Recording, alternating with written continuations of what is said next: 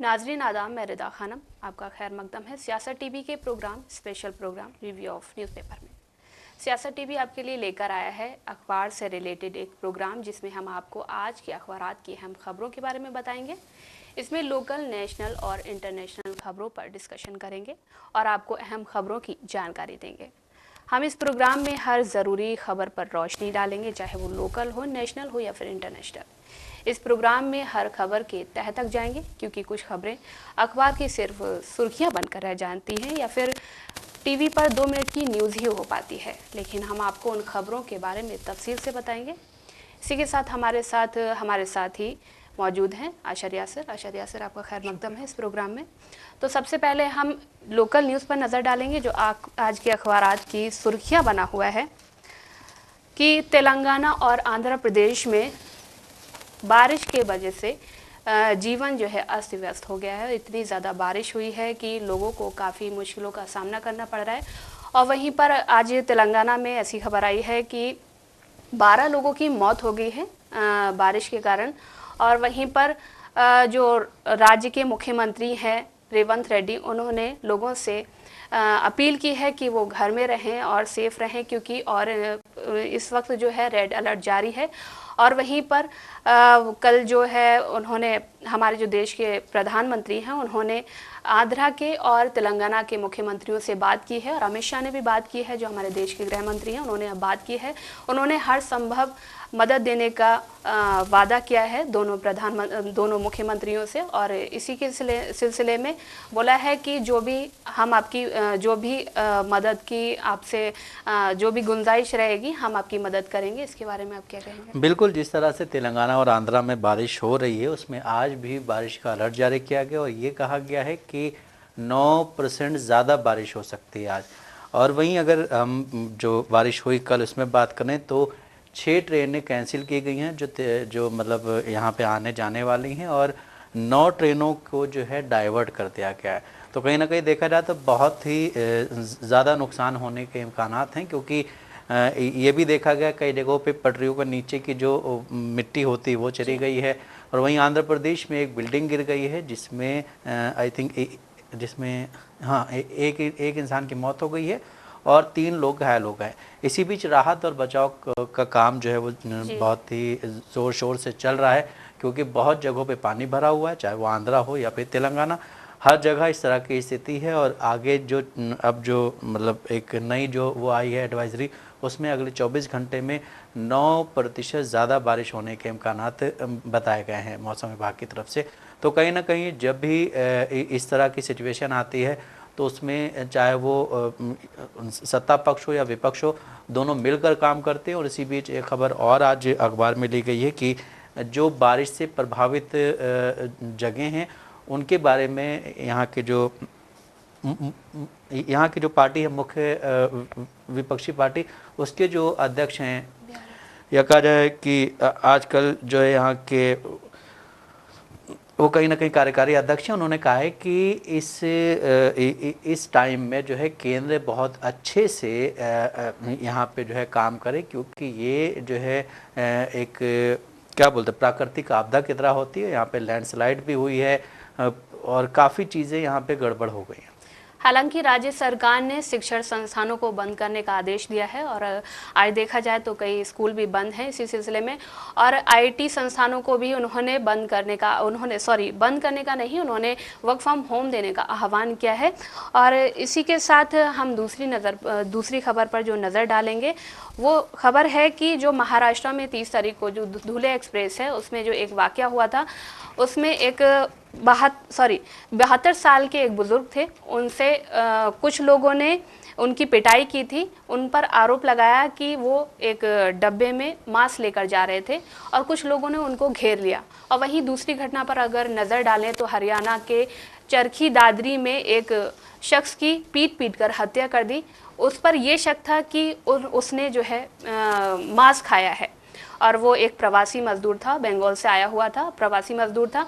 और वहीं पर जो नेता प्रतिपक्ष है, जो लोकसभा के नेता प्रतिपक्ष हैं राहुल गांधी, उन्होंने भाजपा पर इल्ज़ाम लगाया है। उन्होंने कहा है कि भाजपा कहीं ना कहीं एक भय की राजनीति कर रही है। उन्होंने वहां पर यह भी कहा कि भाजपा भय की राजनीति कर रही है और क्या बोलते हैं, भय की राजनीति करते हुए वो कहीं ना कहीं लोगों को डराने की कोशिश कर रही है। वो एक समाज को लेके, जो एक अहम समाज है, जो एक मुसलमान अल्पसंख्यक समाज है, उसको कहीं ना कहीं डराने की, धमकाने की राजनीति करके वो एक सत्ता हासिल करना चाहती है।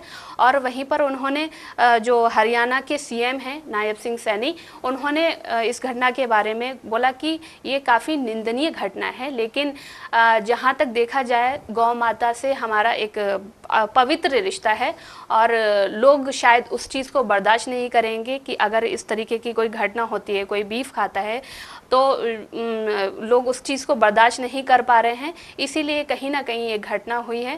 हालांकि वो एक सीएम है, एक जिम्मेदार सीएम है एक राज्य के, उनको ये बात कहीं ना कहीं शोभा नहीं देती है जिस तरह से उन्होंने ये बात कही है।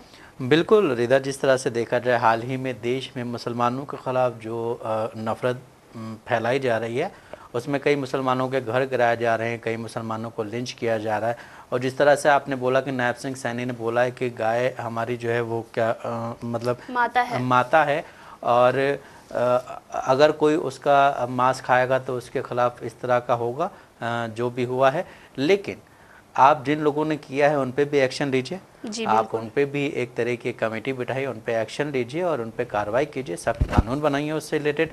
और जिस तरह से वहाँ हुआ है महाराष्ट्र में एक बुज़ुर्ग है जिसको सिर्फ एक शक में उन लोगों ने मारा, जो हालांकि 60+ थे शायद हैं जी, और उनको मारा और उनकी काफ़ी चोटें आई हैं सिर्फ इस शक में कि उन्होंने मांस खाया था या मांस वो ले जा रहे थे। तो इस तरह की जो इस वक्त देश के हालात हैं उसके बारे में लीडर ऑफ जो हमारे अपोजिशन हैं लोकसभा में कांग्रेस के राहुल गांधी, उन्होंने बहुत ही सख्त लफ्ज़ों में कहा है कि नफ़रत की राजनीति, वही उन्होंने इस पे कहा है कि नफ़रत की राजनीति को हथियार बनाकर जो ये पेश किया जा रहा है ये कहीं ना कहीं देश के लिए, लोकतंत्र के लिए बहुत ख़तरनाक है। इस तरह की जो वारदात सामने आती है उसमें गवर्नमेंट को सख्त कार्रवाई करनी चाहिए।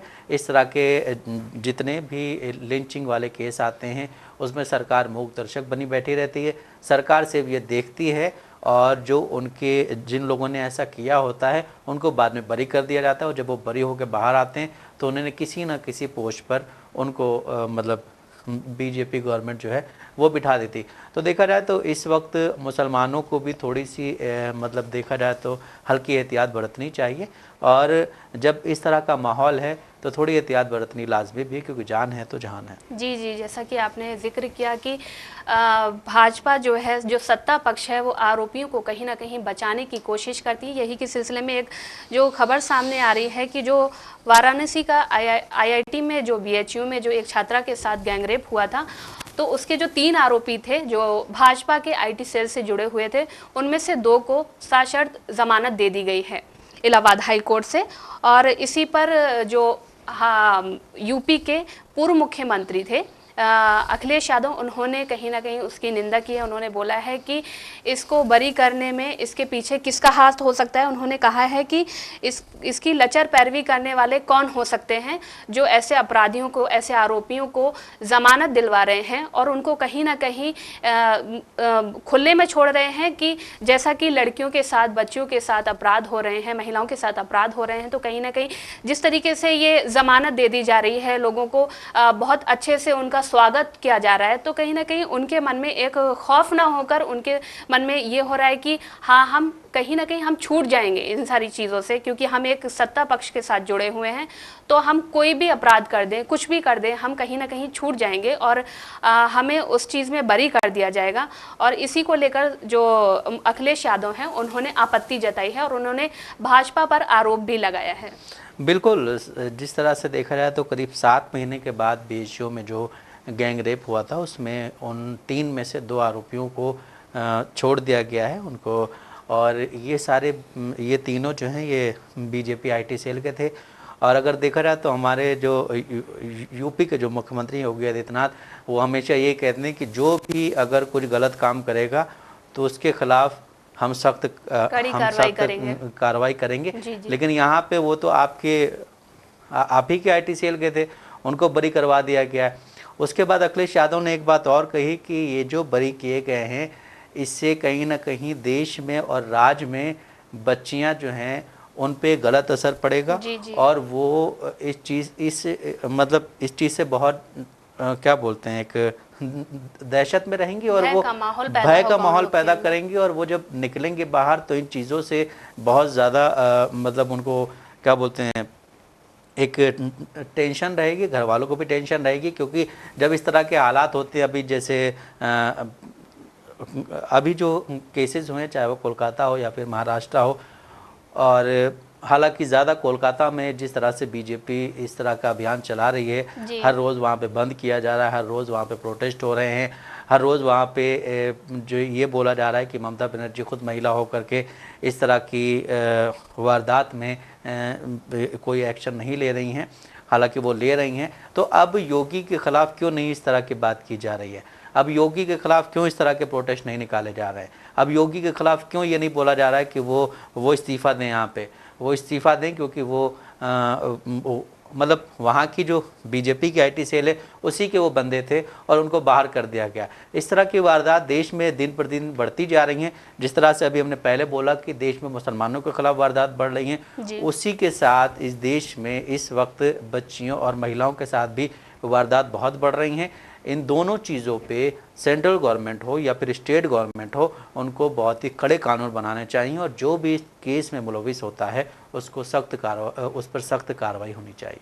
जी, जैसा कि आपने कोलकाता का जो जिक्र किया, तो कल ही जगदीप धनखड़ जो है हमारे देश के उपराष्ट्रपति, उन्होंने एक ट्वीट किया है। उन्होंने कहा है कि जो हमारे देश के जो हमारे जो NGO हैं उसमें अगर कुछ भी घटनाएं होती हैं, जो उनके सत्ता पक्ष में अगर कुछ भी घटनाएं होती हैं तो वो विरोध प्रदर्शन करते हैं। हालांकि जो कोलकाता वाली घटना है वो बहुत ही भयावह है, बहुत ही निंदनीय है। निंदा करने का जो उन्होंने जो अपराध किया है उसको कड़ी से कड़ी सज़ा देनी चाहिए। और वो उन्होंने तुलना भी की है, उन्होंने जो निर्भया रेप कांड है उन्होंने उससे भी तुलना की है। उन्होंने बोला है कि निर्भया रेप कांड से भी ये ज़्यादा भयभीत है और भयावह है, ये भय डर पैदा करने वाला माहौल है। और कुछ टाइम पहले ही हमारे जो राष्ट्रपति हैं उन्होंने भी एक ट्वीट किया था, उन्होंने भी इसकी काफ़ी निंदा की थी। और काफ़ी टाइम के बाद, जब ये घटना तो काफ़ी टाइम पहले हो चुकी है, 9 तारीख को हुई थी, 9 अगस्त जी जी, और उन्होंने हाल फिलहाल में ही ये ट्वीट किया है कि ये बहुत ही डराने वाला माहौल पैदा हो रहा है जो कोलकाता में हो रहा है। और जो वहाँ की मुख्यमंत्री हैं ममता बनर्जी, उसके खिलाफ कोई भी एक्शन नहीं ले रही हैं। जगदीप धनखड़ ने ऐसा बोला कि विरोध प्रदर्शन करना चाहिए हमें इसके लिए। हालांकि जगदीप धनखड़ ने जैसा बोला है कि विरोध प्रदर्शन करना चाहिए, वहाँ की सरकार से इस्तीफा देने की मांग उन्होंने की है। जो मुख्य पार्टी हैं, जो सत्ता पक्ष पार्टी हैं, उन्होंने बोला है कि उनको जो ममता बनर्जी हैं उनको इस्तीफा देना चाहिए। अगर इस्तीफे की बात आती है तो आपको जो यूपी में हो रहा है, जो राजस्थान में हो रहा है, जो मध्य प्रदेश में हो रहा है, जो छत्तीसगढ़ में हो रहा है या जो महाराष्ट्र में हो रहा है, आप उनके मुख्यमंत्रियों से इस्तीफा क्यों नहीं मांगते? क्या उनके लिए एक अलग से छूट दे दी गई है? क्या उनके लिए बोनस मिल रहा है क्या उस घटनाओं में कि आप इस तरह की घटना करते रहिए और हम आपको खुली छूट देते रहेंगे? वहीं कोई विपक्षी पार्टी में अगर इस तरह का कोई केस होता है तो उसको बढ़ा चढ़ाकर पेश करने की कोशिश की जाती है। अगर देखा जाए तो फर्रुखाबाद में भी इस तरह की जो पिछले दिनों जो घटना हुई है, 2 बच्चियों को ऐसा इल्ज़ाम है उनके माँ बाप की कि उनको मार के और उनको मारा गया है, पीटा गया है और उनको मार पीट के उनको उनकी हत्या कर दी गई और उनको टंगा दिया गया और आनन फानन में उनका अंतिम संस्कार कर दिया गया और उनको उनके फेस भी, चेहरे भी नहीं देखने दिए गए वहाँ की सरकार ने, क्योंकि उन्होंने बोला क्योंकि हम दलित हैं, इसीलिए शायद हम जो आरोपियों के खिलाफ है, जो आरोपी हैं, इसमें मुख्य आरोपी हैं, उनके खिलाफ कोई भी कार्रवाई नहीं की गई। हो सकता है वो आरोपी कौन से धर्म, कौन से ऊंचे समुदाय से जुड़े हों, शायद इसीलिए कहीं ना कहीं उनको बचाने की कोशिश की जा रही है। बिल्कुल, जिस तरह से अभी हमने बोला था कि देश में अल्पसंख्यक और जो आपने बोला अभी दलित, उनके खिलाफ अपराध आजकल बहुत बढ़ रहे हैं और उनके खिलाफ अपराध करने वाले लोगों को कोई सज़ा नहीं दी जा रही है। इसी की वजह से लोगों का मनोबल और बढ़ रहा है और वो इस तरह की घटना को अंजाम दे रहे हैं। अब आते हैं जगदीप धनखड़ पे। जब इन्होंने बोला है कि आपने जो बात बोली इसी में उन्होंने आगे कहा है कि ममता बनर्जी, मतलब उन्होंने नाम नहीं लिया है मगर ये कहा है कि इन चीज़ों में जो है लोग जब लेटर लिखते हैं जी, एक दूसरे को लेटर लिखते हैं, वो अपनी अंतरात्मा की आवाज़ का जवाब नहीं दे रहे हैं। उन्होंने कहा है कि इस जो ये घटना हुई है इस पर राजनीति करना बेहद ही गंदी बात है। तो राजनीति कर कौन रहा है? आप ही कर रहे हैं। राजनीति कर कौन रहा? क्योंकि इस तरह की जो ये 9 अगस्त को घटना हुई है, इसके बाद महाराष्ट्र में घटना हुई, इसके बाद मतलब वो जो पूरा एक पीरियड था उसमें ही वहाँ भी उत्तराखंड में भी हुई, यूपी में भी हुई, इस तरह की घटनाएं बहुत हो रही, बिहार में हुई। जी बिल्कुल। वहाँ पे किसी ने, क्योंकि वहाँ पे हर जगह आपकी गवर्नमेंट है इस वजह से आप नहीं बोल रहे हैं, लेकिन महाराष्ट्र सॉरी ये सिर्फ वेस्ट बंगाल में ममता बनर्जी की सरकार है, वहाँ पे अपोजिशन में बीजेपी है, इस वजह से वहाँ के बारे में बोला जाता है। वहाँ की जो सीएम है उन्होंने 2 लेटर लिखे हैं देश के प्रधानमंत्री को और प्रधानमंत्री जी की तरफ से कोई जवाब नहीं दिया गया है। उन्होंने कहा है कि मैं एक वो बुलाऊंगी, सत्र बुलाऊंगी जिसमें इसमें जो है मतलब दंड जो होता है मृत्यु दंड वो देने के बात कही गई है, सख्त कार्रवाई करने की बात कही गई है। इस पे आप कोई जवाब नहीं दे रहे हैं। वहाँ के मुख्यमंत्री खुद बोल रही हैं कि हम इस चीज़ के खिलाफ हैं, लेकिन बीजेपी हो, चाहे वो देश के प्रधानमंत्री हों, चाहे वो देश के राष्ट्रपति हों, चाहे वो देश के उपराष्ट्रपति हों, हर चीज़ में आप वेस्ट बंगाल को घसीट रहे हैं। पश्चिम बंगाल को घसीटना है तो आप इससे पहले आप मणिपुर के बारे में भी कुछ बोलिए, आप पहलवानों के खिलाफ भी कुछ बोलिए। उस वक्त तो आप बोलते नहीं हैं कुछ, उस वक्त तो आप कुछ नहीं बोलते हैं। और जब मणिपुर के मुद्दे पे हाँ राज्यसभा में जब लोग आवाज़ उठाते हैं तो आप उनको बाहर करवा देते हैं, आप उनको निलंबित कर देते हैं। ये किस तरह की राजनीति हुई? आप एक अच्छी पोस्ट पे हैं, आप यहाँ पे राष्ट्रपति के बाद आप उपराष्ट्रपति हैं, आपकी पोस्ट है, आपको इस बात को समझना चाहिए। आप बीजेपी के प्रवक्ता नहीं हैं। जी जी, जैसा कि आपने बोला कि विपक्षी पार्टियां उसमें खुलकर बोलती हैं, जैसा कि ममता बनर्जी उसके खिलाफ आवाज़ उठा रहे हैं कि जो भी आरोपी है उसको दंड देना चाहिए, उसको मृत्यु दंड देना चाहिए। वहीं पर जो हमारे देश के वाइस प्रेसिडेंट हैं और जो प्रेसिडेंट हैं द्रौपदी मुर्मू, उन्होंने भी इसकी निंदा की है कि, और जो वाइस प्रेसिडेंट है उन्होंने बोला है कि जो एनजीओ है वो अक्सर मामूली घटनाओं पर सड़क पर विरोध प्रदर्शन करने लगते हैं। क्या आपको बदलापुर की घटना मामूली लगती है? क्या आपको उन्नाव की घटना मामूली लगती है? क्या आपको मणिपुर की घटना मामूली लगती है?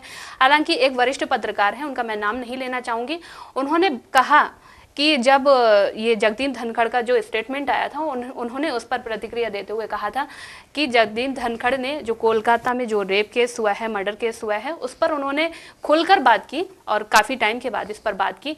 हालांकि जो मणिपुर में जो घटना हुई थी उस टाइम पर जो राज्यपाल थी अनुसुईया उइके, उन्होंने जब ये घटना हुई थी मणिपुर में तो उन्होंने जो राष्ट्रपति हैं द्रौपदी मुर्मू उनसे फ़ोन पर बात करके और रोते हुए महिलाओं पर जो अत्याचार हो रहे थे उसके बारे में रोते हुए बताया था। हालांकि उस टाइम पर राष्ट्रपति द्रौपदी मुर्मू ने कोई भी खुलकर बयान नहीं दिया था। नहीं, क्योंकि वो बीजेपी के हैं, बीजेपी ने उन्हें राष्ट्रपति बनाया है। इस वजह से मणिपुर पे, पहलवानों पे और बीजेपी जिस प्रदेश में, राज्य में है उस पे वो नहीं बोल सकती हैं क्योंकि उन पे भी दबाव होता है। और ये बोलने के लिए भी इन दोनों पे दबाव बनाया गया होगा। एक लेटर, हालांकि बोल उनके होंगे पर वर्ड किसी और के भी हो सकते हैं। ऐसा भी हो सकता है कि वो बीजेपी के ही प्रधानमंत्री के ऑफिस से ही आए हों। इस तरह की जब घटनाएं होती हैं, जिस तरह आपने बोला कि उन्होंने रोते हुए राष्ट्रपति द्रौपदी मुर्मू को कॉल की और बताया कि महिलाओं के खिलाफ अपराध ज़्यादा हो रहा है, यहाँ पे घटना ज़्यादा बढ़ रही है, इस पे उन्होंने कोई एक्शन नहीं लिया, तो इससे ये साबित होता है कि देश के राष्ट्रपति जो हैं वो सिर्फ सत्ता पक्ष के साथ ही रहते हैं। जी जी, और जो भी विपक्ष में होता है उसके खिलाफ वो बोलेंगे।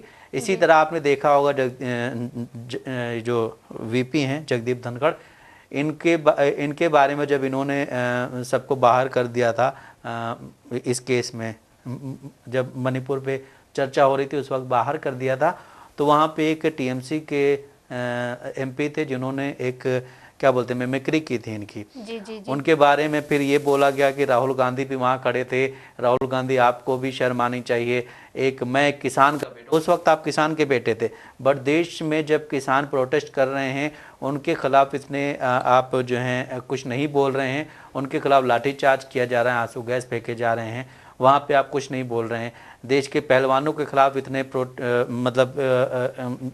इतने घसीटा गया उनको सड़क पे, वो प्रोटेस्ट कर रही हैं, उनके बारे में आप कुछ नहीं बोले। लेकिन जब बात आती तो मैं किसान का बेटा हूँ।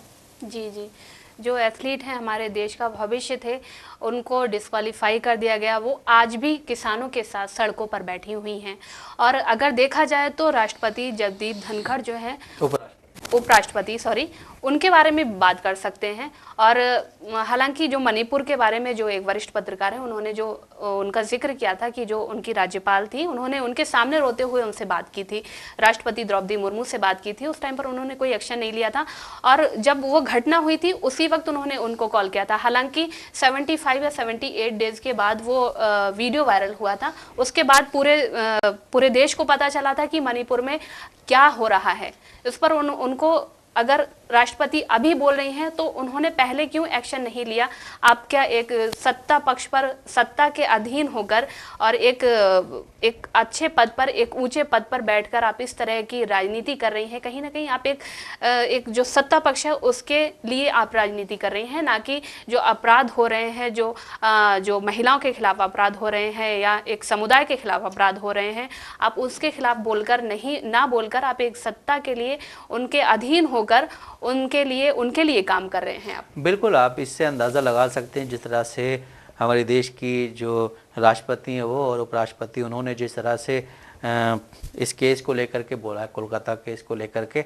इसी बीच जब संसद चलती है तो ये राज्यसभा में सभापति हैं उपराष्ट्रपति, जब वहाँ पे मणिपुर के बारे में बात की जाती तो ये कहते हैं नहीं, उसके बारे में बात मत कीजिए आप।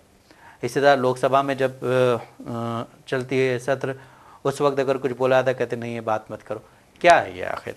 आप क्या कहना चाहते हैं? मतलब कोई कुछ बोले ही ना, कोई कुछ ना बोले। देश में सिर्फ जहां बीजेपी की सरकार है, जिस राज्य में, वहां पे सारी चीज़ें अच्छी हो रही हैं, वहां कुछ भी खराब नहीं हो रहा है। और जहां पे बीजेपी की सरकार नहीं है, वहां पे अगर एक छोटा सा भी केस हो जाता है तो उसको इतना हंगामा बना दिया जाता है। जिस तरह संदेश खाली को जब बात आई थी इतना हंगामा बनाया गया, बाद में पता चला कि कोरे कागज़ पे सिर्फ साइन करवाए गए थे। उसके बारे में आपने माफ़ी नहीं मांगी। उसमें तो आपने एक क्या बोलते हैं, प्रतिनिधिमंडल भेज दिया था बीजेपी का, जो वहाँ जा कर के महिलाओं से मिल रहा था। उसके बारे में आपने बात नहीं की। आपने वहाँ क्यों नहीं भेजा? मणिपुर नहीं भेजा आपने, क्योंकि मणिपुर में आपको पता था वहाँ पे आप मतलब क्या बोलते हैं, जनता भगाएगी आपको। वहाँ आपने नहीं भेजा। मणिपुर के जो मुख्यमंत्री, उनका आपने इस्तीफा तक नहीं लिया इन चीज़ों पे। तो ये इस देश में अगर आप सत्ता में हैं तो आप हमेशा नहीं रहेंगे। आप जब सत्ता से जाएंगे तो आपके भी काले चिट्टे खुलेंगे। उस वक्त आप अगर ये फिर वही हिंदू मुसलमान खेलेंगे तो आप बच सकते हैं, वरना ऐसे तो नहीं बच सकते आप। हमारे देश की जब राष्ट्रपति द्रौपदी मुर्मू को चुना गया था तो आदिवासी समाज के जो लोग थे बहुत खुश थे, क्योंकि उन्होंने बोला था कि ये हमारे समुदाय की महिला हैं और कहीं ना कहीं हमें इनसे फ़ायदा होगा, क्योंकि वो हमारे लिए जो खुलकर आवाज़ है वो उठाएंगी। लेकिन देखा जाए तो राष्ट्रपति द्रौपदी मुर्मू एक क्या बोलते हैं, एक पुतला बन के बैठ गई है। सरकारी एक कहा जाए कि एक सरकार की तरफ से जो सरकार बोलती है, जो प्रधानमंत्री के ऑफिस से लिख के आता है या गृह मंत्री बोलते हैं, उस तरह से जब बोलती हैं तो जाहिर है वो एक कठपुतली की तरह यूज़ की जा रही हैं गवर्नमेंट से। और अगर आप क्या बोलते हैं, दलित आदिवासी थी वो, जी जी, उनके बारे में उन्होंने कोई आवाज़ नहीं उठाई है। उनके बारे में बोलना चाहिए आपको। इतने केसेस होते हैं दलित आदिवासियों पे, आप कुछ नहीं बोलती हैं। आप सिर्फ देश की राष्ट्रपति हैं। आपको ये इल्म होना चाहिए कि आप कितनी बड़ी पोस्ट पे हैं इस देश की, लेकिन आप इन चीज़ों पे कुछ नहीं बोलती हैं, तो ये गलत है। जैसा कि आए दिन घटनाएं हो रही हैं, राष्ट्रपति द्रौपदी मुर्मू, उपराष्ट्रपति जगदीप धनखड़, हमारे देश के प्रधानमंत्री मोदी खुलकर उस चीज़ पर बात करते हैं। हालांकि देखा जाए तो कहीं ना कहीं दूसरे समुदाय के साथ जो घटना होती हैं, चाहे वो दलित समुदाय है, अल्पसंख्यक समुदाय हो, उसके खिलाफ जो घटनाएं होती हैं उस पर भी खुलकर बात करनी चाहिए, क्योंकि आप सिर्फ एक पक्ष के नेता नहीं हैं, आप दूसरे पक्ष के भी नेता हैं। पूरी जनता ने आपको मिलकर जिताया है, सिर्फ एक तरफ एक समुदाय ने आपको मिलकर नहीं जिताया है। तो इसी के साथ नाजरीन, जैसा कि आपने देखा कि हमने आपको न्यूज़पेपर के ज़रिए अहम खबरों से रूबरू कराया। ऐसे ही ज़रूरी खबरों से रूबरू होने के लिए हमारे साथ इस प्रोग्राम से जुड़े रहें। और अगर आपकी इस प्रोग्राम से रिलेटेड कोई भी राय है तो हमें कमेंट बॉक्स में ज़रूर लिखें। इसी के साथ हमारा प्रोग्राम यही ख़त्म होता है। मुझे और मेरे साथी अशर यासुर को दें इजाज़त। अल्लाह हाफिज़।